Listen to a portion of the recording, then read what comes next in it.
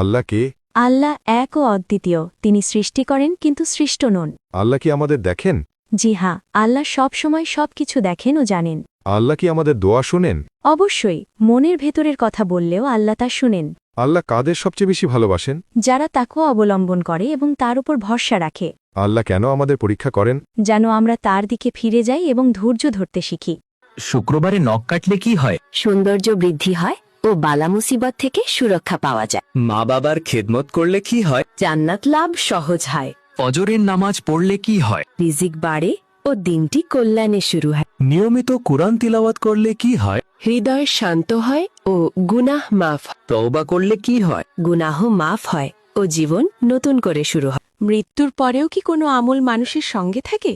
জি হ্যাঁ, রসুল সাল্লাল্লাহু আলাইহি ওয়াসাল্লাম বলেছেন, মানুষ মারা গেলে তার সব আমল বন্ধ হয়ে যায়, তবে 3টি আমল বন্ধ হয় না। 1.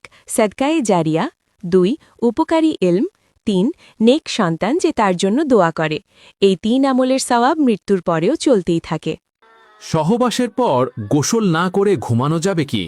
হ্যাঁ, তবে লজ্জাস্থান ধুয়ে অজু করে ঘুমানো সুন্নত। দ্বিতীয়বার মিলনের আগে কি করা উত্তম?